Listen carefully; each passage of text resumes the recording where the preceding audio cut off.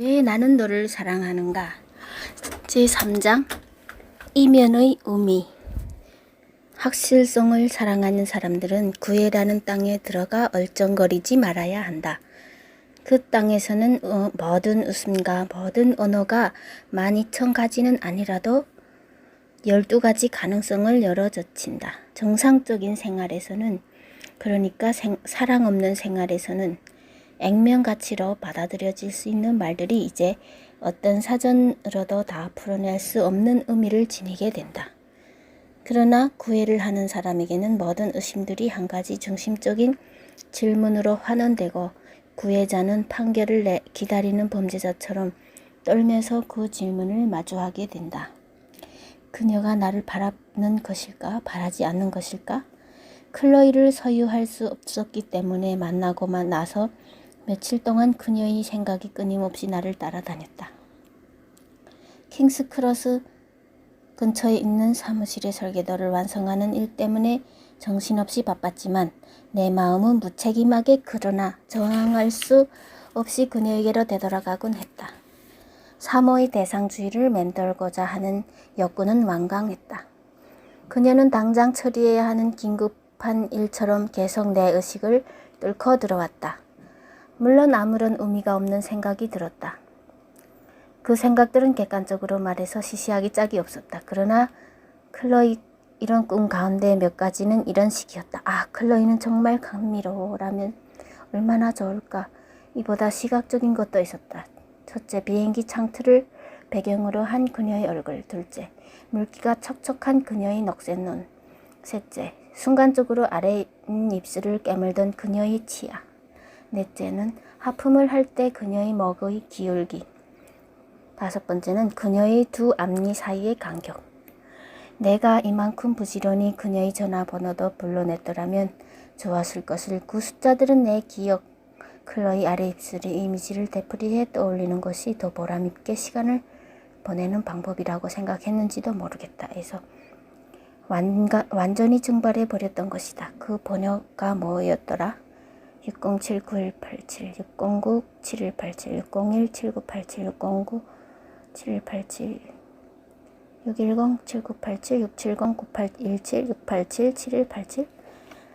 탐색의 출발은 좋지 않았다. 607-9187은 내가 사랑하는 사람이 거처가 아니라 어퍼 스트리트의 장미사 전화번호였다. 그러나 그것은 한참 동안 고달픈 대화를 나눈 뒤에야 자신이 장미사라고 밝혔다. 대화를 나누는 도중에 나는 애프터라이프 장미사에도 클로이라는 이름의 직원이 있었다는 것을 알게 되었다. 그녀는 전화를 받더니 한참 동안 고민하면서 내 이름을 기억해내려고 했다. 결국 내가 낙골 단지에 대해 소문의를 했던 고객이라고 결론을 내렸다.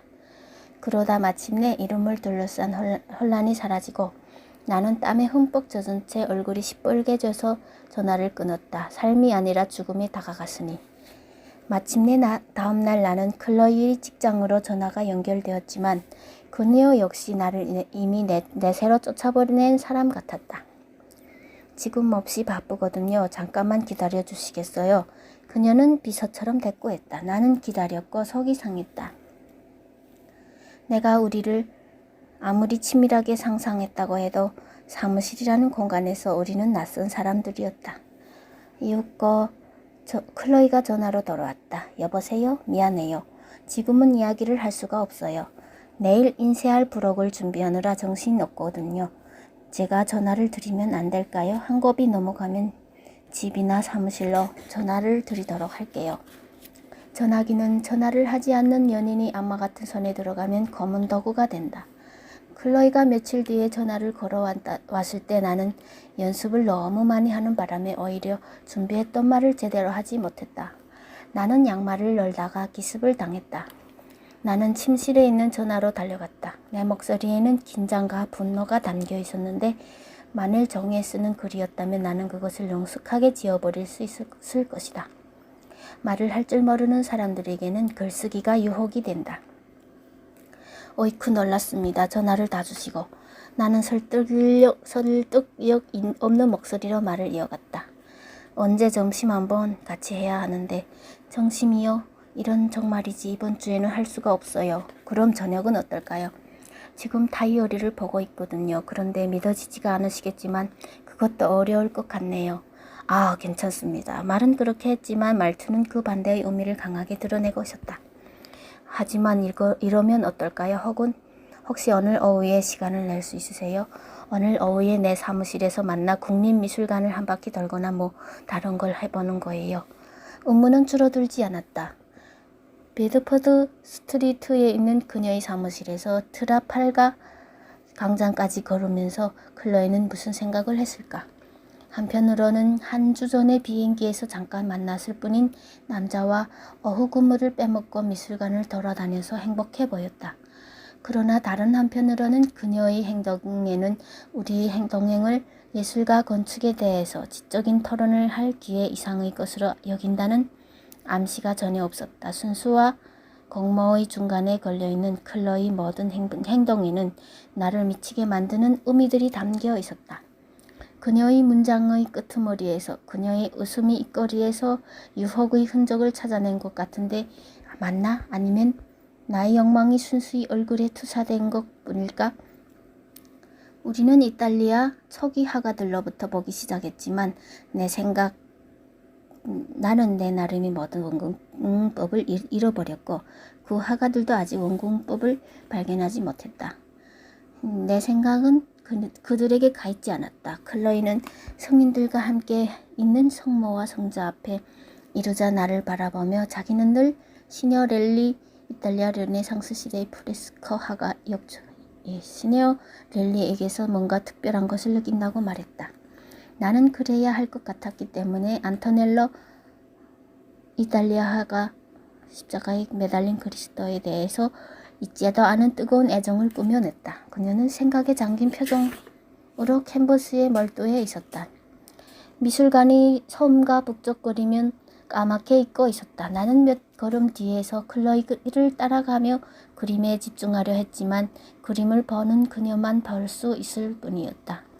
더 혼잡한 두 번째 이탈리아 전시실에서 어느 때인가 너무 가까이 붙어있는 바람에 내 손이 그녀의 손에 닿았다. 그녀는 손을 빼지 않았고 나는 잠시 클로이의 살갗의 감촉이 내 몸을 간지리며 퍼져나가는 것을 느꼈다. 우리는 맞은편에 걸린 브론치노 이탈리아의 피렌체파 화가였죠. 브론치노의 비너스와 큐피드의 우화를 보고 있었다. 큐피드가 어머니 비너스에게 입을 맞추는 동안 비너스는 몰래 큐피드의 화살 하나를 뽑고 있었다. 아름다움에 눈이 먼 사랑. 이윽고 마치 어떤 잘못이 밝혀지기라도 했다는 듯이 부친하게 손이 빠져나갔다. 저 배경의 작은 형체들이 마음에 들어요. 작은 ним프와 환한 신들 그런 거요. 저 상징들을 다 아시나요? 클로이가 물었다. 아니요. 비너스와 큐피드 외에는 모릅니다. 나는 그것도 몰랐어요. 그러니 나보다는 한 수 위시네요. 거대 신화를 좀 더 읽었으면 좋았을 것을. 사실 저런 것들을 보는 걸 좋아하지만 그 의미는 잘 모르죠. 그녀는 다시 눈을 그림으로 돌렸다. 그녀의 손이 다시 내 손을 스쳤다. 그 손은 욕망의 상징, 브론치노의 상징보다 더 미묘하고 증거도 부족한 상징일까? 아니면 필요한 팔 근육이 아무 뜻 없이 무의식적으로 경련을 일으킨 것일까? 북유럽 초기 해야 전시실로 들어가면서 치마를 매만진다던가 에이크 플랑드르의 화가 역주, 에이크의 조반니 아르놀리 피니의 결혼 옆에서 기침을 한다던가 턱을 손으로 받치기 위해서 카탈로그를 나에게 건넨다던가 하는 클로이 행동을 나는 어떻게 이해해야 할까? 욕망 때문에 나는 실마리들을 악착같이 쫓는 사냥꾼이 되었다. 모든 것에서 의미를 읽어내는 낭만적 편집증 환자가 되었다.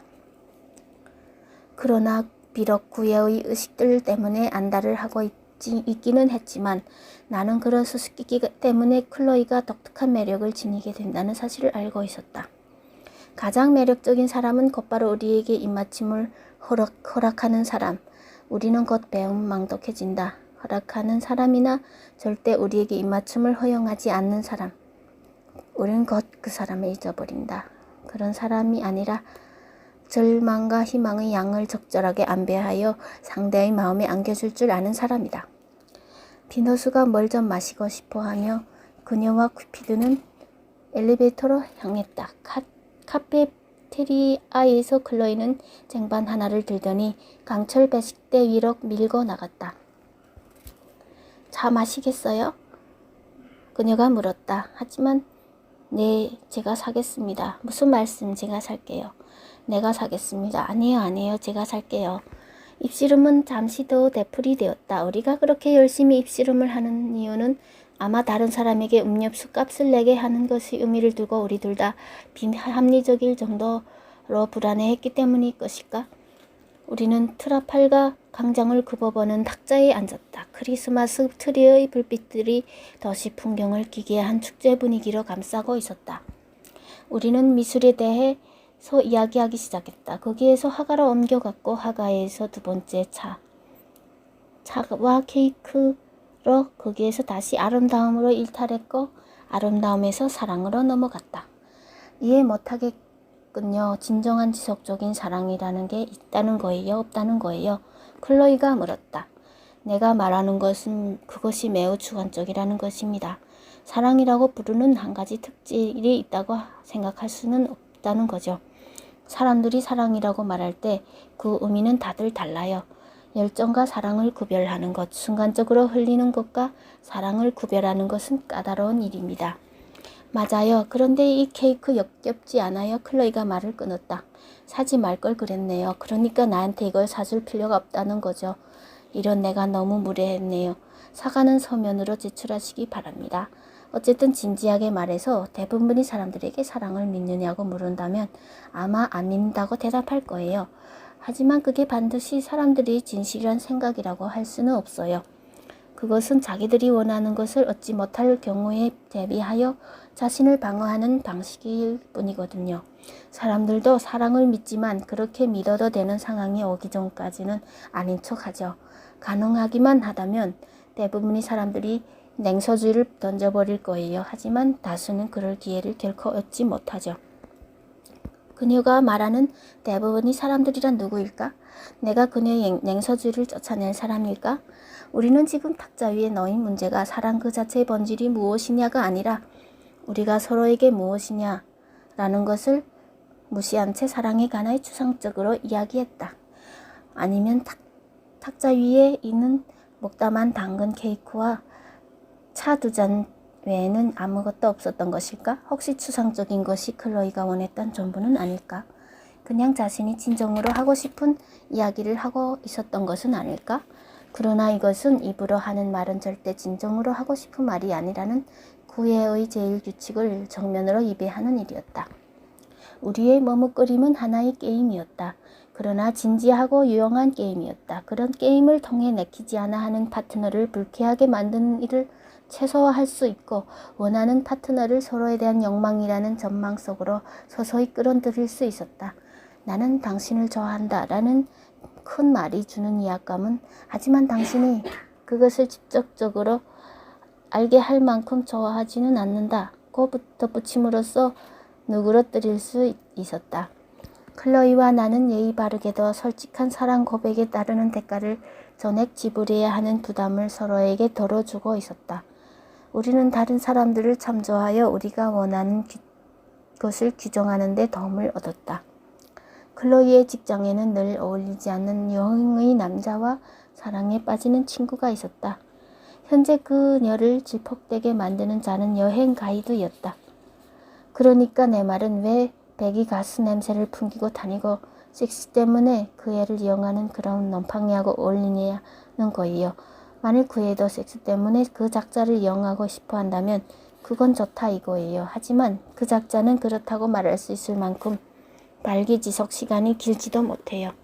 끔찍한 얘기군요. 나는 그렇게 대꾸하면서도 속으로는 길다는 것이 얼마나 긴 시간을 의미할까 생각하며 마음을 졸였다.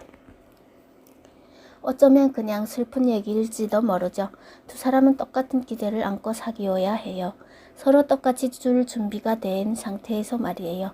한쪽은 그저 한번 즐기고 싶어하고 다른 한쪽은 진정한 사랑을 원하면 안 된다는 거죠. 거기서 모든 괴로움이 생기는 것 같아요. 6시가 지나 그녀의 직장도 마칠 시간이었기 때문에 나는 클로이에게 이왕 이렇게 된 것 오늘 밤에 나와 함께 저녁을 먹어도 되지 않겠느냐고 물었다. 그녀는 그 제안에 웃음을 짓더니 잠깐 창밖으로 세인트 마틴 인 더 필즈를 지나는 버스를 물끄러미 바라보았다. 이윽고 그녀는 눈길을 거두며 말했다. 고맙지만 사양하겠어요. 그건 정말 안 되겠어요. 내가 막 절망하려는 순간 그녀는 얼굴을 붉혔다. 사랑하는 사람이 보내는 모호한 신호들과 마주쳤을 때 이런 분명한 태도의 결렬을 수줍음 탓으로 돌리는 것보다 더 좋은 설명이 어디 있겠는가. 사랑하는 사람도 바라기는 하지만 너무 수줍어서 그렇다고 말을 못한다. 이렇게 자신의 유혹의 대상이 수줍어한다고 말하고 싶은 사람은 절대 실망하지 않는다. 어머, 중요한 걸 잊었네. 클로이는 얼굴을 붉힐 것에 대해 다른 설명을 내놓는다. 오늘 오후 인쇄소에 전화를 하기로 했는데 그걸 깜빡하다니 내가 제정신이 아닌 것 같아요. 구애하는 사람은 동정심을 보여준다. 그런데 저녁 얘기인데요. 나중에 꼭 같이 하기로 해요. 나도 같이 저녁을 먹고 싶어요. 정말 그러고 싶어요. 하지만 지금은 어려워요. 다시 다이어리를 확인해보고 내일 전화를 드릴게요. 약속해요. 잘하면 주말 전에 시간을 낼 수 있을지도 모르겠어요.